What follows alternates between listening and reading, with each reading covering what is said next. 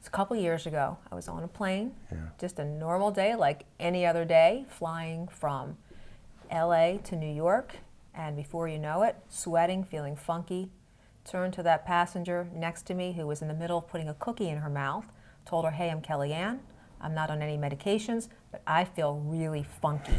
You may need to get me help. Next thing I know, I'm in the back of the plane where I have all these flight attendants packing ice around my head and my neck. Oh, wow. I'm going in and out of consciousness, and all I hear over the speaker is there a doctor on board? And all I could think about, yeah, right here. So you passed out on a plane, and then this inspired you to write a book? What happened? Well, what inspired me to write the book was the fact that I realized how disconnected I was from my body, from life, and I knew if it could happen to me, someone who was a health professional, pretty out there, it could happen to anyone. And I thought, how many people are dealing with this? And when I started doing the research, I found out it's a pandemic. It is a flat-out pandemic. You wanted to reach people. I'm Dr. Larry Burchett, and as I see every day in the ER, life can change in a moment. On this show, we tell the stories that matter most, after which we are never the same. We've got an incredible guest for you today, Dr. KellyAnn Petrucci, creator and founder, fueler of the bone broth movement. Yeah. That's all you. Yeah, you know what? There was a time where I felt funny, or I felt even remiss when people would say that. And you know what? I decided I'm going to put my stake in the ground and own that. That is absolutely true. It's not me just saying that. Google Analytics show that. The minute my book, The Bone Broth Diet, and my show, 21 Days to Slimmer and Younger You, hit PBS, boom!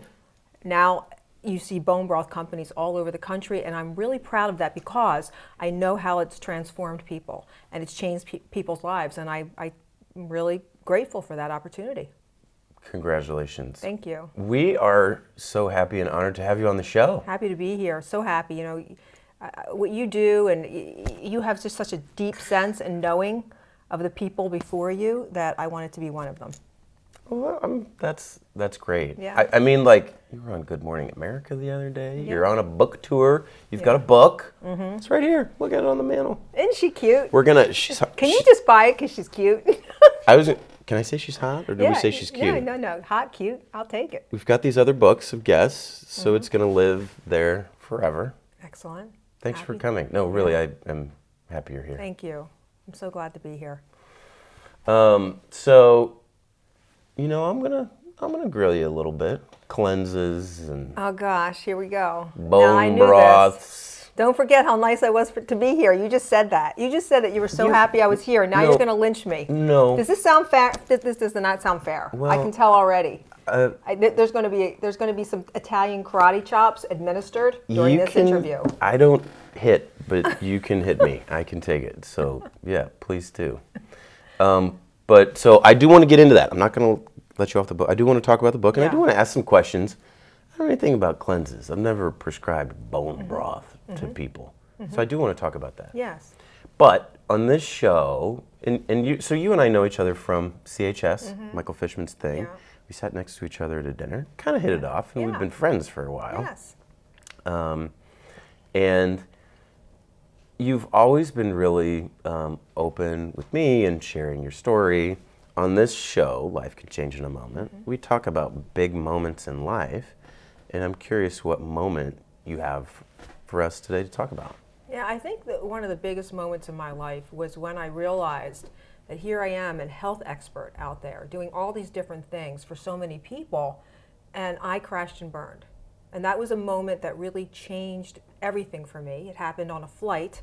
I was flying from LA back to New York, and a chain of events led up to me actually turning to the passenger sitting next to me, who was in the middle of putting a cookie in her mouth. I kid you not. I turned to her and said, hey, my name is KellyAnn. I'm not on any medications. I'm normally very healthy, but I feel like I'm going to pass out. You may have to get help. The next thing I remember, I'm in the back of the plane with a bunch of people, a bunch of airline staff putting ice around my head and my neck, and I was going in and out of consciousness.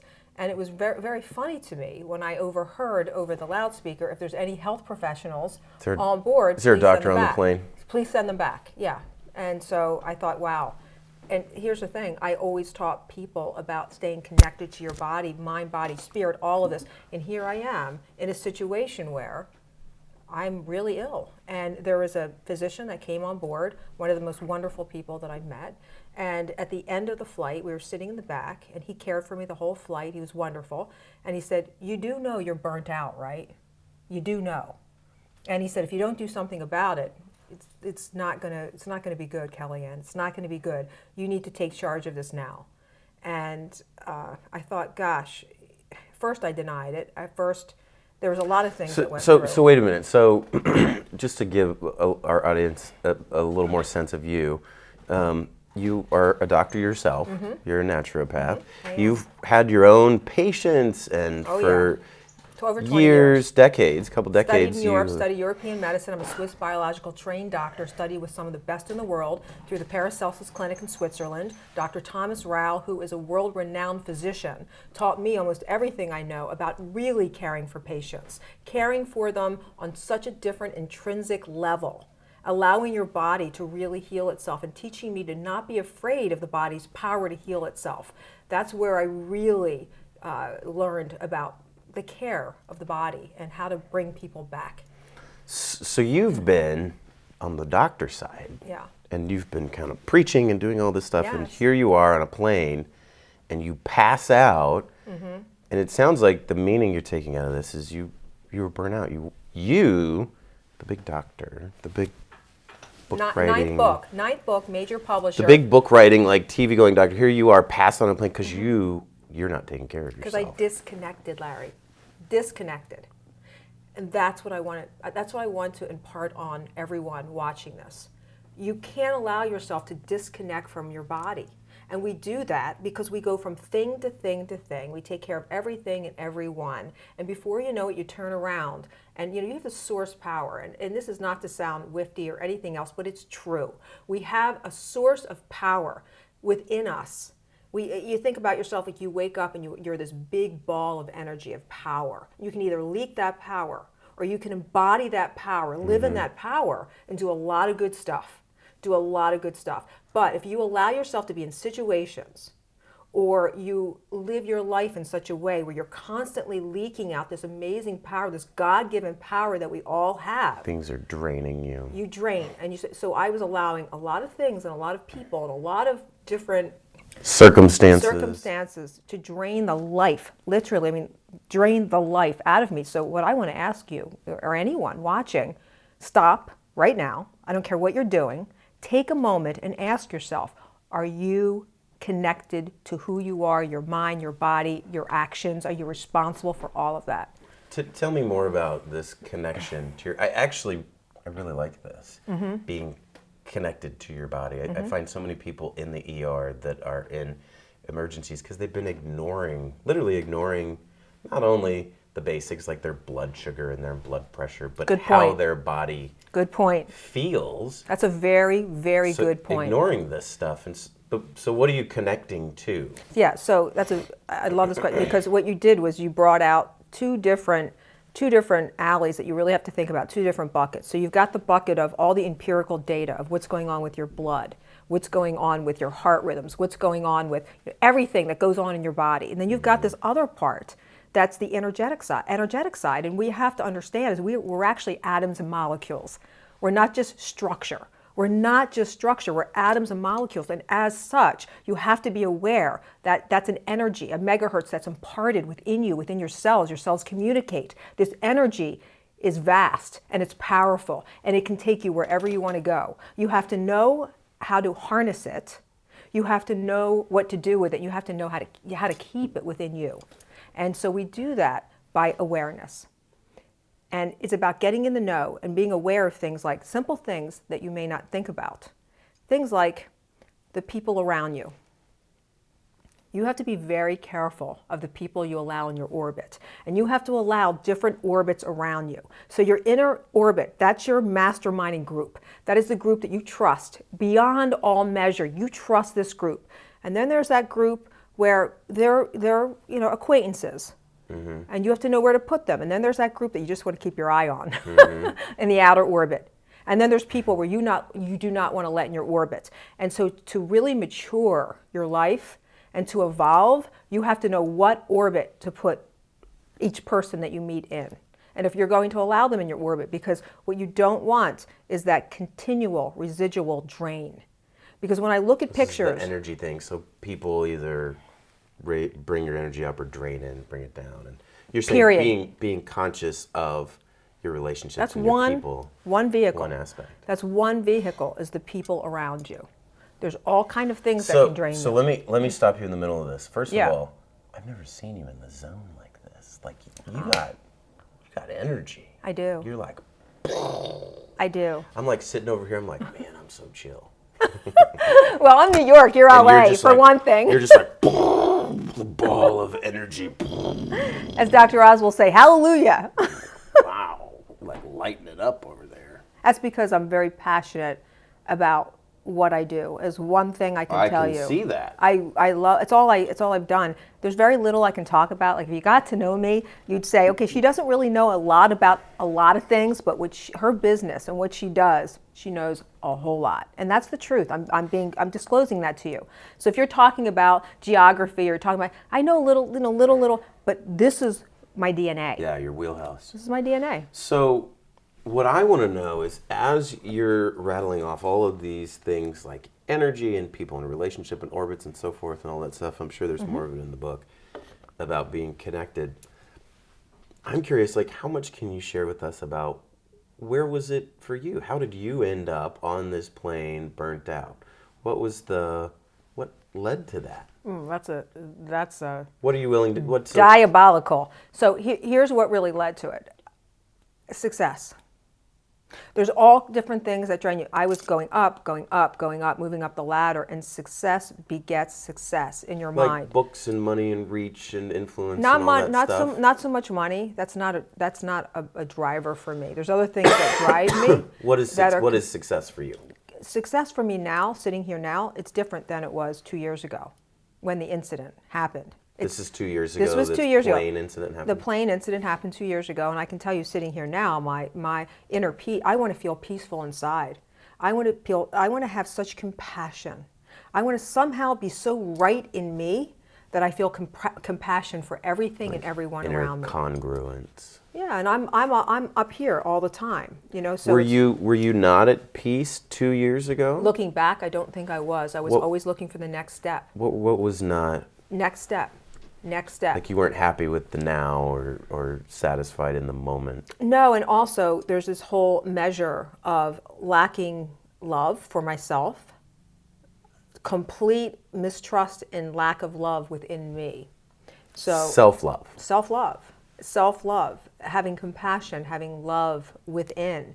That, we're born with that. And over time, when we have different experiences, sometimes other thoughts are thrust upon us, and we don't get rid of those thoughts. Now, when I have a thought that I know doesn't serve my cells, I literally picture the communication matrix with my cells, and I cancel it out. So when things do not serve me, people do not serve me, they're gnats. It's gnats. I picture it. Let them go. Gnats. Boom, gone. Cancel. So you think something in your mind. Something happens, or you get a text, or whatever it is is not serving your greater good and the greater good of those around you. Cancel it immediately. And so this little tiny thing will keep me from burnout ever again. This little tiny thing, because for me, it was bringing in these emotions and just, it was always, what could I do, or what did I do, or what did I, what can I? I don't think that way anymore. I know how amazing I am now. And that's a real game changer. You can't even have a proper relationship when you don't know how amazing you are. So the first thing you have to do is be amazing. If you want to meet amazing people and you want to have that match in your life of those around you that are amazing, you have to become and embody that yourself. So that was the first thing. I don't drink anymore. It was one of the things I changed because I felt like it was de-evolving for me. And I'm in a place in my life where I want to evolve. And I thought, what are the things that are keeping me from evolving? And alcohol, I felt, was one of them. You wouldn't say you're an alcoholic. Oh but gosh, no. What was alcohol taking away was from you? social. Or? I feel like it de-evolved me. That's the best way I can describe it. So instead of having a clarity or a heightened awareness all the time, do you realize what a gift that is? You go see patients that have early onset dementia or that have all these brain injuries. There's a million things I can name. They've lost their clarity. And that makes you realize clarity is a gift.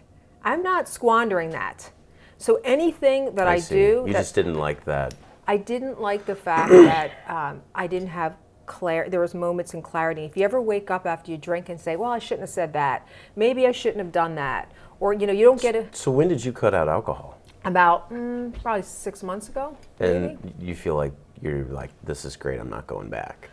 Well, what's really weird about quitting alcohol, it's like when I put people on one of my programs, they think it's a weight loss program. But the truth is, it's a cellular health, anti-inflammatory program. And I know what it's doing to their body, and I know it's against natural law for them not to start losing the bloat, not to start getting better skin, not to start losing weight. It's going to happen because that's how your body responds. They don't know it, but that's just a side effect. They think they're on a weight loss program. Well, guess what? I thought I was just going to not drink because you know what? I want to really see how far can I fly? How far can I fly? And what are any of the things that can keep me where I don't want to be? Well, alcohol's one of them. Okay, that's a gnat now. I'm going to let that go. But here's what happened. I got the unexpected. All of a sudden, I was like, wow, I'm getting more and more clear. I'm getting like a really amazing sense of clarity. And then I realized, this wow. clarity thing seems to be what you gained from quitting alcohol. And I didn't expect it. I thought it was just going to be like, well, you're just going to go out and you're going to have... So a little bit of alcohol, and then you said success. I'm curious about what else was going on with you. There's a lot of professionals.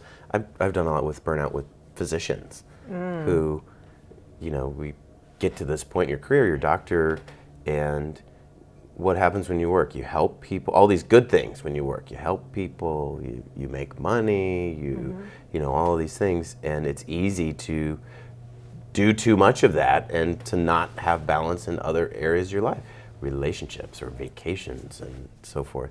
But I'm curious about you, what else about success were you doing at that time that resulted in you passing out on this plane? Well, with success, you get a lot of opportunities. And so you have to be really aware of the things that you're saying yes to all the time, because you think, oh, this is the greatest thing. Yeah. Oh, I was invited to this. Oh, and that's the whole thing with alcohol. You pop a cork a lot more when you're going to a lot of these events. And so, when you would drink maybe once a month or twice a month, maybe if you go out to dinner, next thing you know, you're at this event, you're at this resort, you're doing this master, and next thing you know, you're popping a cork. Slowly kind of draining the energy. And the same thing happens with success. You just, oh, this is a great opportunity. So you ever hear the adage that, saying no is as powerful as saying yes. In my instance, that was absolutely true. I was doing a lot of running around, and there were... Say it again. You talk really fast. I always have, yeah. You're so fast. You got to grab it. I'm listening, I'm like, she's going so fast. You got to grab it. I don't know what she's saying sometimes. What did you say the adage was? The old adage is, people say, wait a minute, hold on one sec. What were we saying? The power of saying no. Oh yeah, that people say there's so much power in saying no. I didn't realize that. I said yes to everything. Oh, you want me there? Okay, I'll do that. You want me to fly here? So Okay, I'll fly there. You're just doing too much. Mm-hmm. Yeah, doing too much. And it got me. So there is power. You were okay, right? Like there was nothing really wrong. You were just kind of exhausted. Well, I mean, there was challenges when you get exhausted that you have to address. There were challenges, yeah. And I had to... Syncope. I had to fix those challenges, and I did. What are you smiling at? No, I'm just saying it takes a lot of really being in the present and really understanding that this is what I'm responsible for creating. Now I've got to fix this, and then how do I keep it from happening again? What is my ongoing strategy for making sure that I'm not on the back of a plane again? Yeah, so that doesn't happen again. So you learn. I did. How did you said this was your 9th book. You've been doing this stuff for a long time. I have. Why did you get into this in the first place? What led you to want to be a public person and do all this stuff? It didn't start as being a public person or wanting to be a public person. That was never my focus. My focus was always learning and understanding how the body works and what you can do to really enhance all that happens with the body in the best way. And so I started seeing patients, as I said, and I had this European training where we were doing things that we were talking about gut health and biome so long ago. And now the U.S. is starting to talk about it now, but we had been talking about it for years. And so... Do you feel like you got in on some stuff early in Europe that has, in time... I do feel like I have a natural ability to understand what... It's about a need met and understanding, okay, this is what needs are met. How do we accomplish that? How do we put a program together? What is it that will help heal this? Mm-hmm. So I was seeing all these women with all these different challenges, and I thought, I can solve that. Mm-hmm. How do I solve that? And so bone broth, for instance, was one of the ways I solved a lot of issues. What is this bone broth stuff? It's really good. It's really good stuff because it's got gelatin in there. And the gelatin is the jiggly stuff that we see on a lot of soups. If you put it in the refrigerator and you get that thick gel at the top, the stuff that jiggles, that's gelatin. And gelatin goes a long way for skin and nails, and it does a lot to heal the gut. So if you get a sunburn, the first thing you're going to grab is aloe vera. That soothes the skin, right? It heals it. Well, think about gelatin doing the same thing for your gut. So as it starts to heal your gut and heal your body, it's also a low inflammatory food. Gelatin. Mm-hmm. So where did you get this idea for bone broth? Well, I studied ancestral medicine. I was always studying about our DNA and what works best with our DNA. As humans, what's the best thing? Are there things that work better for us? And I came across this article. It was in the Journal of, what was it? European Medicine. It was a great study that showed that, hey, as humans, there are certain foods that work best with us, for us. And I started examining this and testing this, and I thought, my gosh, there are foods that across the board, male, female, young, old, they're really making a difference in how people look and feel and energy level, all of that. Is this like a naturopath thing? Is this like a you thing?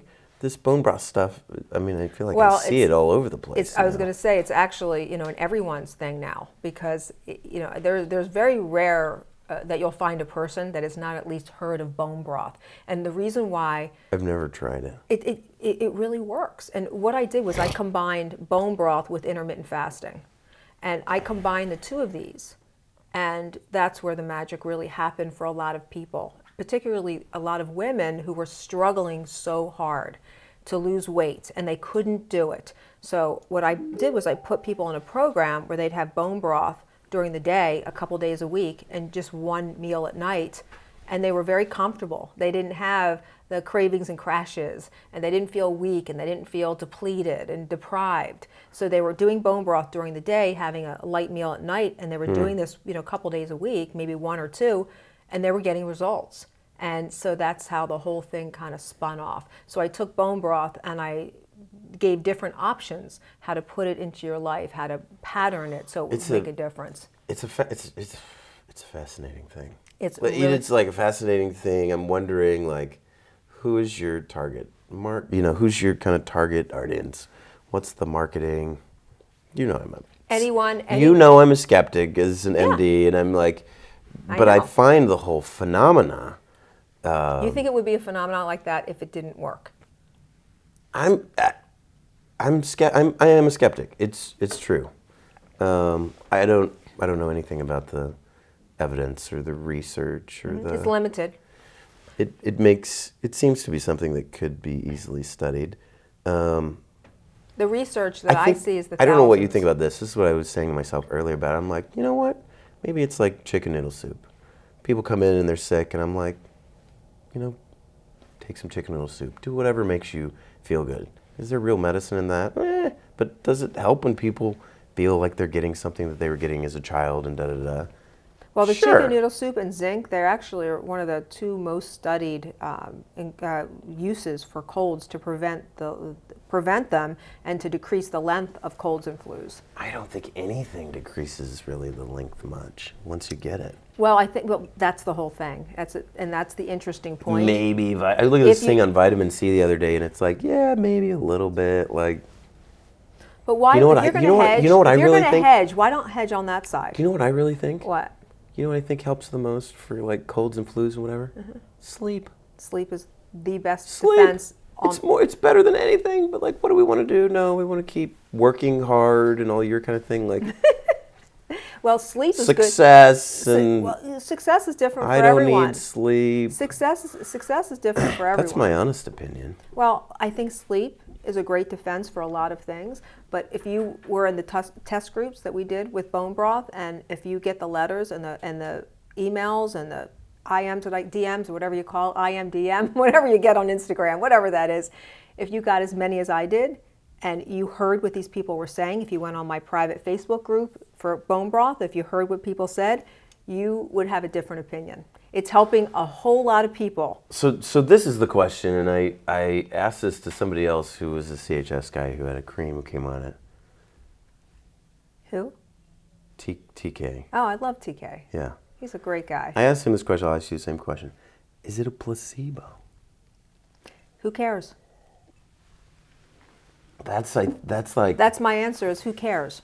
Do I think if you look at bone broth and you break it down nutritionally, do I think it has some minerals in there that help? Yeah. Do I think it's a great form of protein? Yeah. Do I think it's an anti-inflammatory food? Yeah. Do I think it warms people down to the soul and make them feel good? Yeah. Do I think the gelatin helps? Yeah. But if you want to look at it as a potential or possible placebo, who cares? The bottom line is it gets results. It transforms. We're in the transformation business, both you and I. We want to transform people to their greater good, whatever that means. And if it accomplishes that, great. That's where I get really interested. But mechanistically, I don't care. Yeah, exactly. What is the mechanism? How does it work? Is it because you're tapping into this and you're using some of this? Is it the actual stuff? Is it the words? Is it you? Is it all of it? Is it all of it? Is it the charismatic, person who's able to reach people and to get that out of them, and this just happens to be a vessel or whatever of it, And God bless it if it is. God bless it if it is. How lucky am I to be able to be the voice behind all of that? How lucky am I? Because I see what it does. I know what it's done for me. I know what it's done for me. You use that stuff? Every day. Every day? Now, let me refine that answer a little bit. When I travel a whole lot, I just was on a tour for 3 weeks, and I was in many, many different cities. It's a little more difficult, and for a lot of people, they use a powdered broth, and I prefer liquid for me. So, it's a little bit more challenging when I travel for that long. But a lot of people have it in their life every day. I hear it all the time. They have a pot on the stove all of the time. It really does make a difference. Or there's a lot of things I've learned, particularly in Europe, that I could be talking about. I would not waste my time talking about something that did not make the transformation. So you've seen some other things you're not impressed with. Well, I'm impressed with a lot of things, but I don't want to talk about everything. I want to talk about a few things that really matter.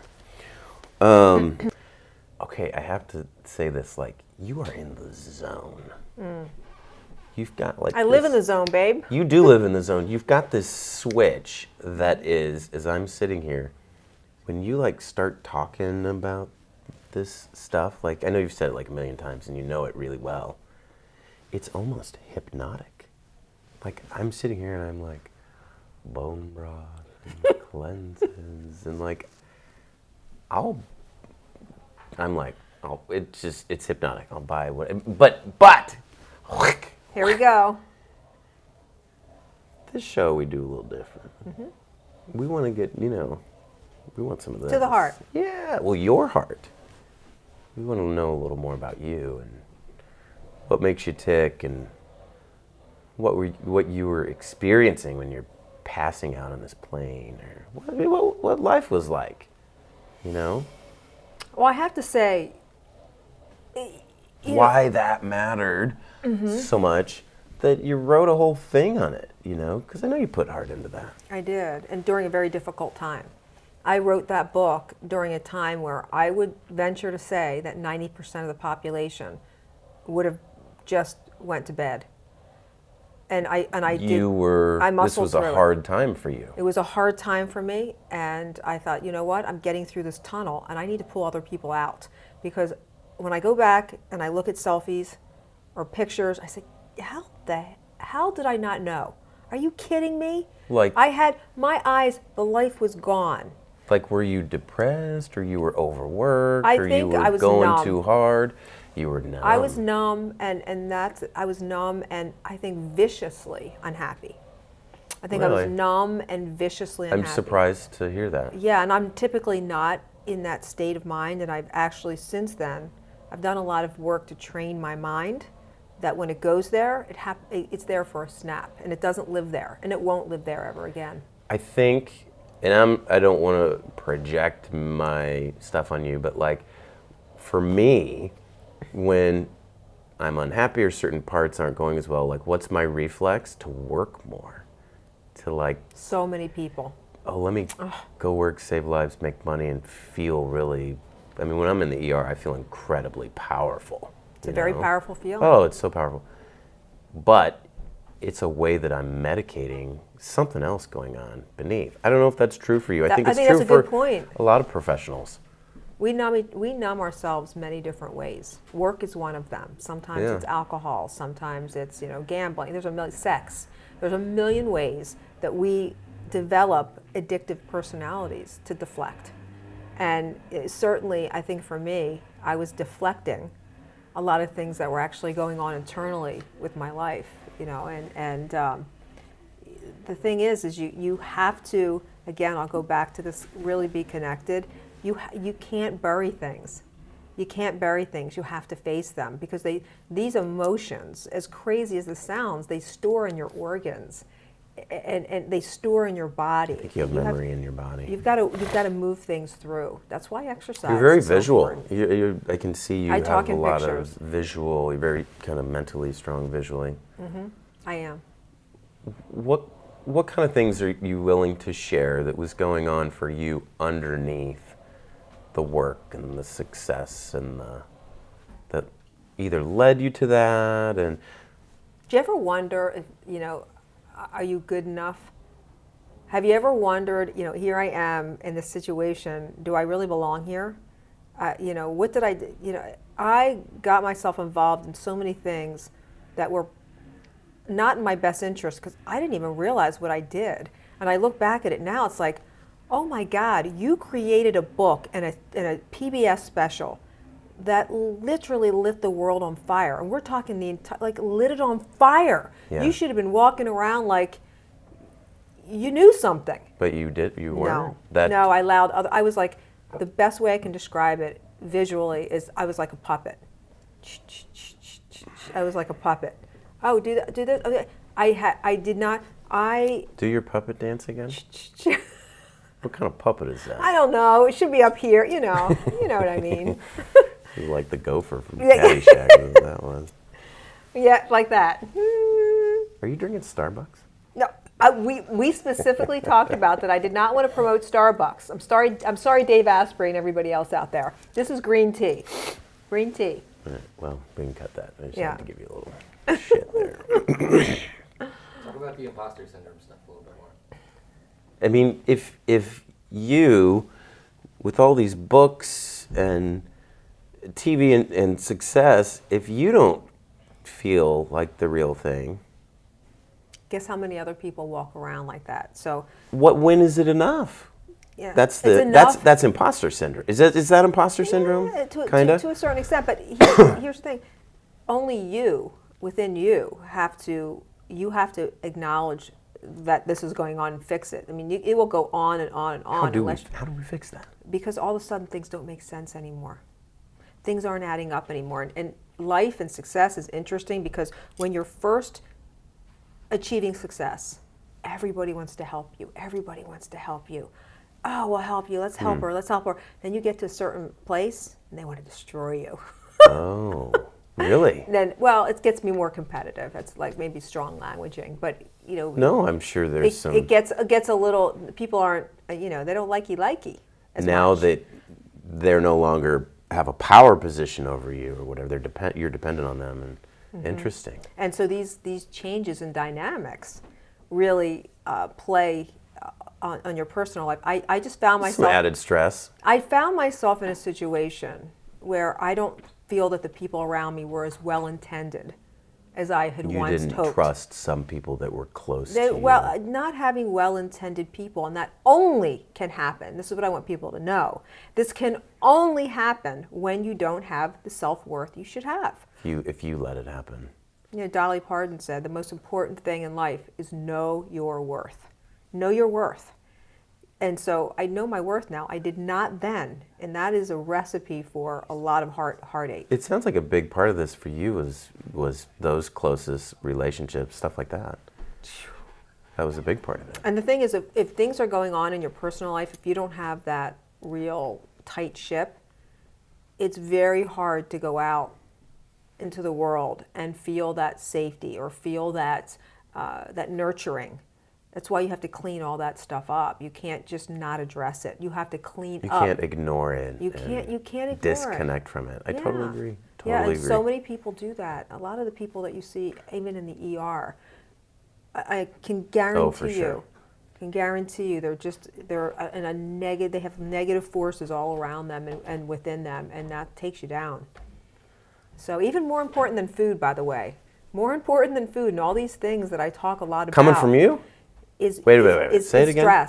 Stress. More addressing the items. Stress from any or relationships or just any kind? Being able to identify it first. Being able to identify stress. Being aware, being connected. And then saying, no, this is not good. I have to tell you, for a lot of people out there, being the entanglements that they have, it sounds real easy for us to sit here. Relationship entanglement. And talk entanglements, period. I hate what I do for a living. I hate every day I go to work. I can't stand it. I hate how I feel about the way I look. I mean, this is what I got in practice.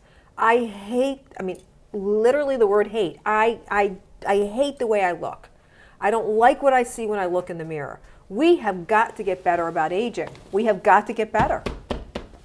You slowed down a bit there. Because I take cues very well. I'm very good at taking cues. I could understand what you were saying without having to let that pause in my brain be like, brain, what did she just say? Neuron, go, fire. Brain, what did she say? Neuron, go, fire. Is Shannon here? Is that what he's saying? Okay. Is that your next? Yeah. Your next victim? Did I say victim? She is. We're going to have to wrap up in a minute. I don't want to do it, but we have to. Oh, darn it. But I got here a tad bit late, sorry. I was waiting for my dress to show up.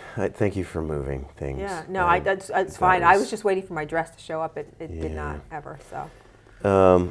Okay, so I want to say this, and I want to walk this line and, be transparent about it. I don't know what a cleanse is. Of course you don't. Detox. Of course you don't. I don't think How would you know? I don't know how to suture either. I don't think I believe in it. Mm-hmm. But there are a lot of areas where... I will change his mind. Come and get it. Come and get it. Give us 5 minutes. But there are a lot of things that I think there's many more things we do agree on. And all of this talk about stress and relationships and success and what's important and all that stuff, I think is part of really a holistic, happy, healthy person. But so I totally align with that. But let me say this. I have to say this about the cleanse and reset, because you're thinking about cleanses the way they're traditionally done. And just as I've revolutionized bone broth and intermittent fasting with bone broth, I've revolutionized the idea of cleansing. I don't doubt that you can revolutionize that. Mm-hmm.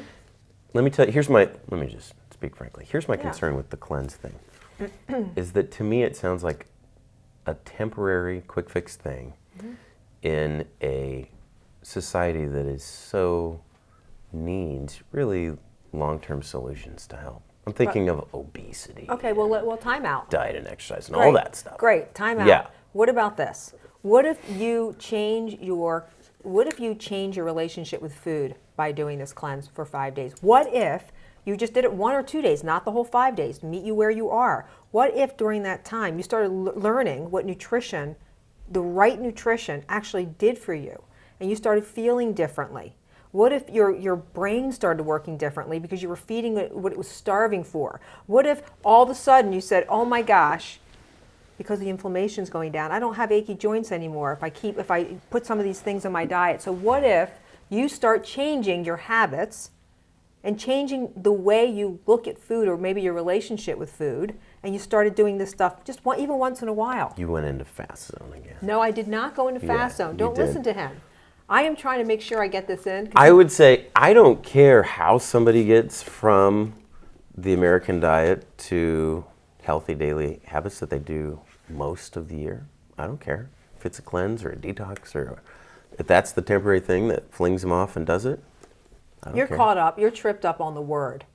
This is what medical doctors happen to do. I don't care. They get that because everything has a title or a label. So you are looking at the title of this book and you're doing the label thing, and you're thinking, well, cleanse and reset. And I understand. No, what I'm thinking about is I'm thinking about the average overweight guy I'm seeing in the ER with the heart attack and the stroke, and I'm like, is cleanse the answer? And I'm like, just there's so many things this person could do well if they did them consistently, not a one-off whatever. Okay, but maybe I don't understand what a cleanse is, but that's just what it means. What to if me. they put some of the elements of that book in their life, just some of them, and maybe if they had one less really unhealthy meal that doesn't serve them, and replaced it with one of the shakes or something that I talk about in the book? Yeah, I think that could be like step one on a way great. to consistently eat better. But that's the process of transformation. It's becoming aware, and all these little tips and these programs and the personal story in there that you can kind of live through and learn from. I want to be an example and people to live through me and from me. Great if they pick up 1 or 2 concepts. This is not about following everything. Okay, day 1. Okay, day 2. It's not about that. None of my work is. People want to know what to do. I give them what to do. There's always flexibility. I met the guy that did the master cleanse. Mm-hmm. You know that one? Of course. And he really believed in it because he's like, if you can do this thing, 10 or 14 day cleanse, whatever it was, and that was kind of harsh, I think. Which is different from what you're talking about. It's here. very different because that's more about. That was the cayenne pepper lemon. Slugging. Yeah, right. So maple syrup. So you go through a period of that's very hard for people because they get a lot of cravings and crashes. And he was like, this was his thought. He was like, look, if you can do this, it's kind of hard, but if you could do it, then you can kind of gain some kind of willpower and self-confidence, and then you can take the next step to living healthy or whatever. And I'm like, okay, but it's in the setting of so many people that do crash diets, and then they're right back at where they started, which was just habits. That's why my programs consist of real foods that you can have in your diet or put in your eating every day. It's not about, lemon, cayenne, chugging. That's not what this is about. That to me is red carpet. That to me is bam, what you're talking about. Yeah. This is not. This is about nutrition in, toxins out. Wow, the power that can do for your body. That's what that's about. You were a good sport. Yes, I am. And you know what? And to think he knows and likes me. Think about the poor victims that come on here that he doesn't know. Woo! We were nice to you. Oh, yes, Were we nice to you? You were very nice and handsome. Right? Oh, I thank you. We should probably wrap this up. Thank you for coming. I know you're super busy, and such a pleasure. God, you've got so many exciting places to go. We're honored by you coming here. Thank you. It's an honor to be here, really. Chatting with us. It was good to see you. You as well. All right, let's close the show. So you are going to close the show into that camera. Whatever you want to say, that's the one. Okay. So where can people follow you, and what's kind of the call to action, and then toodaloo. Okay, you ready for me? Hey, it's Dr. KellyAnn. You can go to drkellyann.com or on Instagram, Dr. KellyAnn Petrucci. Yes, the whole name. It's Petrucci. My new book, The Cleanse and Reset, Dr. KellyAnn's Cleanse and Reset. You can get on Amazon or just about anywhere. So I'll see you at Dr. KellyAnn. Okay. You're pretty good. Thank you. you. You're pretty good. Thank you for watching. Take a screenshot of this thing and put it on social media. And if you tag me, Dr. Larry Burchett, I will respond to you. I promise. If you have a story or you know somebody who's got a moment, reach out to me on social media. Please subscribe to the YouTube channel and Apple Podcasts. Thank you very much for watching. We'll see you next time. So when my brother's kidneys was failing and I was living with him and I visually got to see his body shut down, I decided that I was gonna step up and give my kidney to him. And when I found out that I was a match 3 out of 6 antigens,